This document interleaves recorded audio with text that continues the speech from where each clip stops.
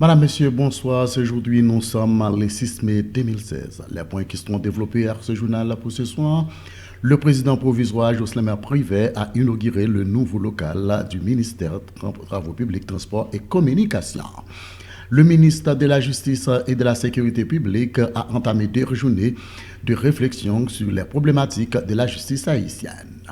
100 000 personnes sont aux abois au Canada à cause d'un gigantesque incendie qui a complètement détruit une ville. Cette idée d'autres feront l'essentiel de notre journal pour ce soir. Restez branchés après la pause, nous vous y reviendrons pour les développements.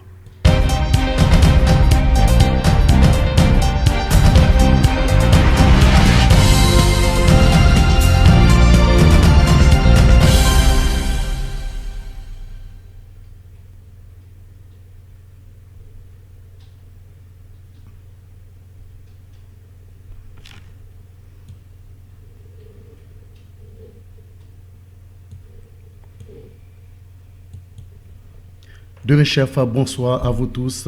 Les détails, le président provisoire Jocelyn Privé a inauguré le nouveau local du ministère des Travaux publics, Transport et Communication, 6 à Delma 33.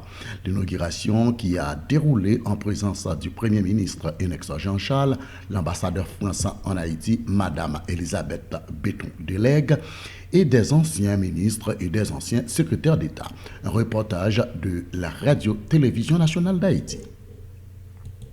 Nouveau bâtiment ministère des Travaux publics, Transport et Communication qui trouvait dans Delma 33, construit sur un espace 1710 m². Il coûtait environ 4,6 millions d'euros. C'est compagnie construction RISA qui réalisait le travail pendant 22 mois. Ministre des Travaux publics, Transport et Communication, Jacques Evelt EVA expliquait building ça construit selon normes parasismiques et antisismiques. Selon le ministre EVA, nouveau bâtiment ça offre plus bonnes conditions de travail par employés du ministère des Travaux publics.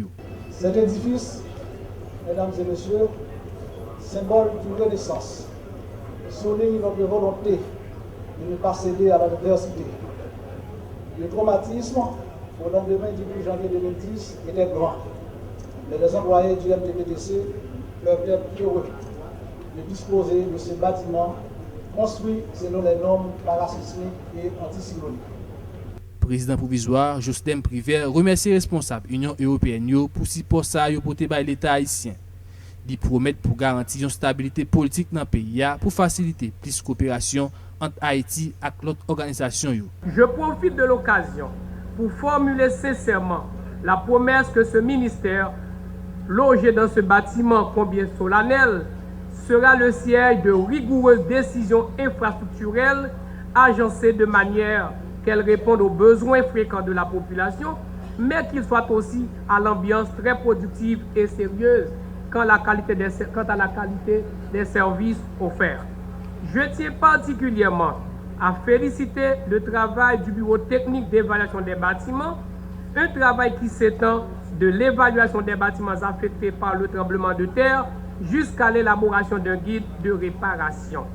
À cet égard, je rappelle le devoir du ministère des Travaux publics d'exécuter les projets qui lui sont soumis selon les normes techniques afin d'éviter du mieux que possible certains dégâts et ainsi garantir des travaux plus sûrs et plus viables. Chef délégation Union européenne en Haïti, Bokote Pal, souhaite renforcer et puis qu'une relation amitié entre Haïti et l'Union européenne pour permettre plus de projets réalisés. Je ne voudrais pas terminer sans saluer une fois encore la collaboration entre les partenaires haïtiens et européens qui aura permis à ce projet d'aboutir. Ce bâtiment nous fournit l'occasion de rappeler les liens d'amitié et le partenariat qui unit l'Union européenne et la République d'Haïti.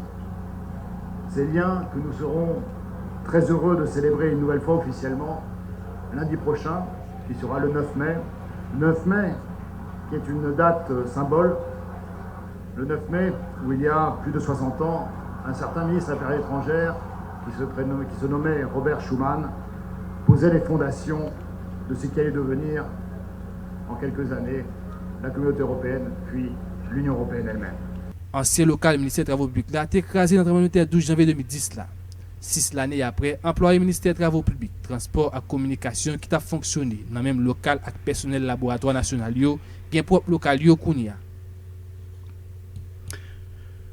Merci RTNH. Dans une interview accordée à RTNH, le ministre de Travaux publics, de Transport et de Communication, ingénieur Jacques Éveillard, donne la garantie d'ici 2 mois, le problème de route 9 va être résolu une fois pour tous. Selon le ministre, on a déjà commandé un pont neuf pour remplacer l'ancien pont qui a été construit par les soldats de l'ONU en 1994. Toujours un reportage avec Radio-Télévision Nationale d'Haïti. Nous avons commandé un pont métallique tout neuf qui était supposé entrer après peut-être 3 semaines. Maintenant, l'entrée 3 semaines, et pas dans 3 semaines, il y a la opérationnelle, il faut que démonter ça là. Il faut que monter lui, disons, je pense que dans 2 mois, donc 2 mois, 2 mois et demi. Et par rapport à quoi d'émission qui travaille à faire sur ça, nous connaissons les difficultés, les secoués. En somme, bien avant que le pont a été effondré, le ministère de Travaux publics a penché sur la situation tous 2 ponts. C'est ça qui fait nous avons entente avec le gouvernement japonais qui a financé la reconstruction de tous 2 ponts pour nous. Malheureusement, l'appel d'offres a été fait en novembre 2015. L'appel d'offres n'a pas fructueux. C'est ça qui fait tous 2 ponts pas déjà en construction. Donc on va relancer l'appel d'offres là, non seulement pour reconstruire le pont sur route 9 là, même si nous mettons provisoire là dans le et en même temps tout pour construire et pont sur le croix d'émission.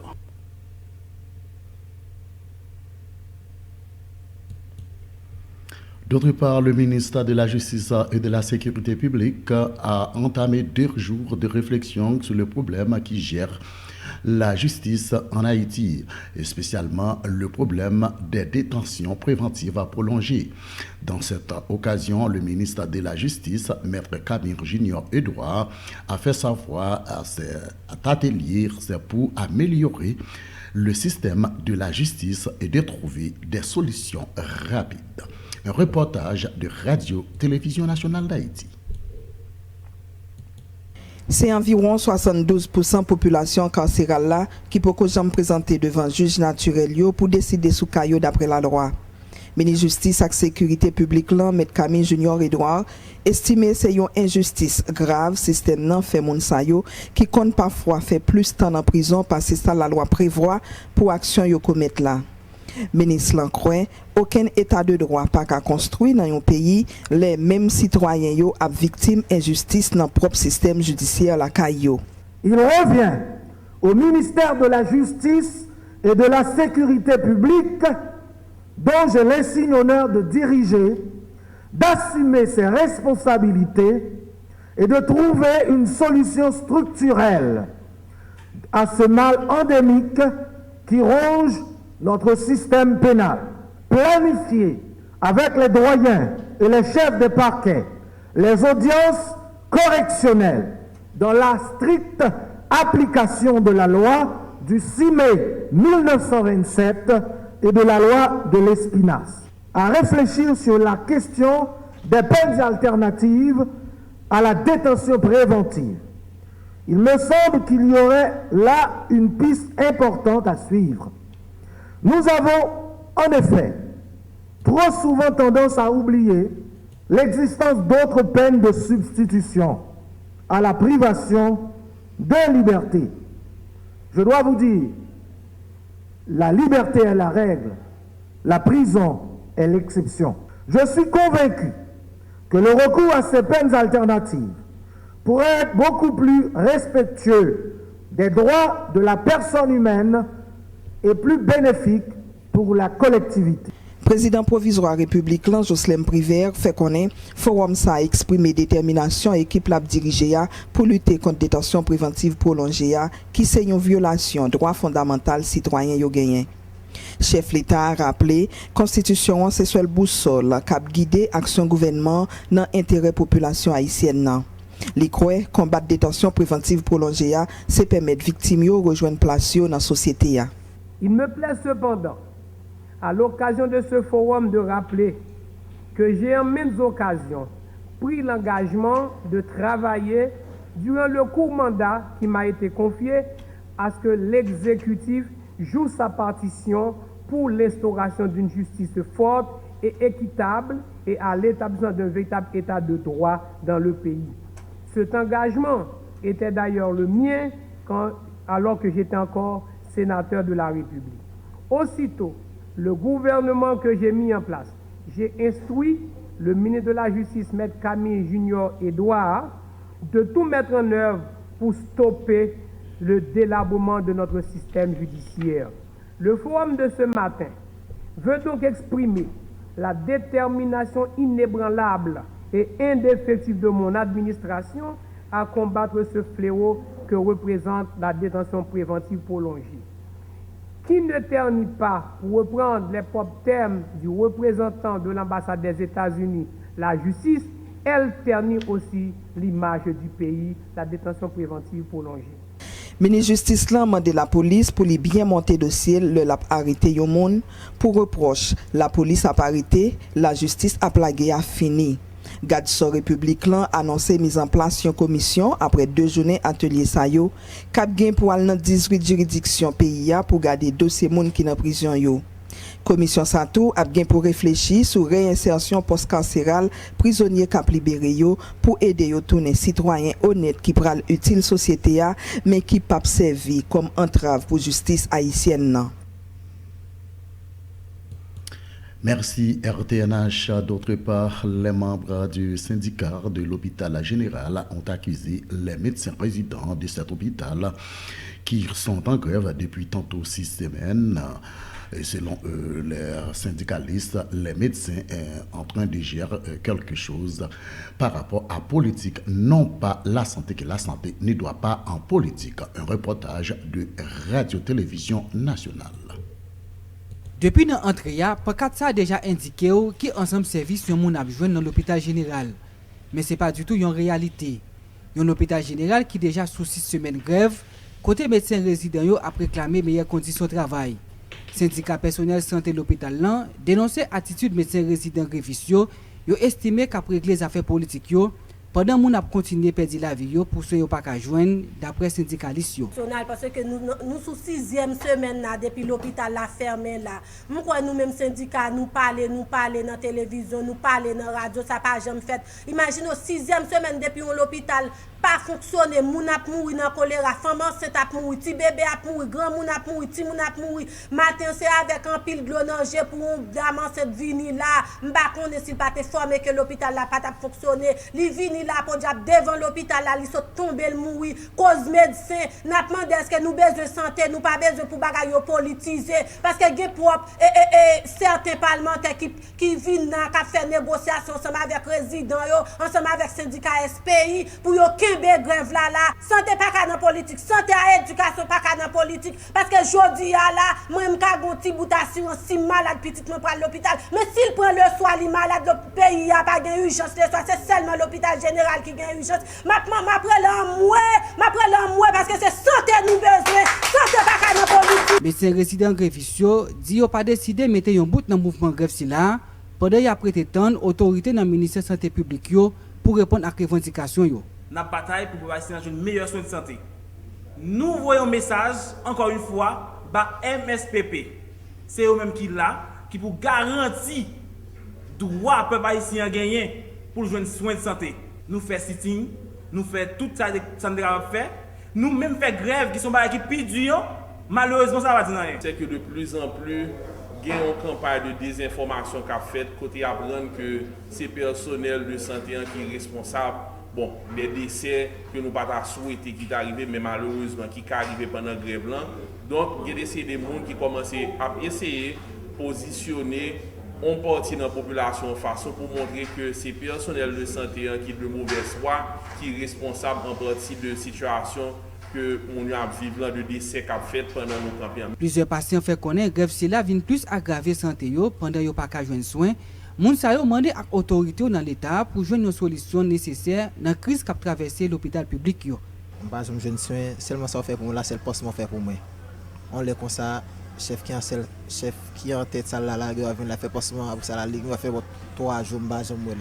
Comme ça là nous va jeune seulement poste fait c'est que dans l'abdomen ou gondole là. Région Maréco pense faut ça pour qu'on va se battre quelqu'un qui a bon on pique calmement encore pour mieux nous avons quel médicament ici là là pour qu'on gagne grève nous avons une quantité de docteurs nous avons jeune qu'on a son seul petit grand docteur qui passe de font petit passement pour nous même monsieur te quand vinn ba nous piquer pas venir dit tout qu'on a subi des grèves en pile. En tout cas Pas de date à jour qui est annoncé pour l'hôpital général refonctionner, côté majorité services toujours été blanche. Dans l'international, un gigantesque incendie a ravagé une ville de 100 000 habitants au Canada, malgré les efforts faits par les autorités canadiennes. L'incendie poursuit son chemin, laisse une ville qui se transforme en un désert. Un reportage de France 24 Télévision.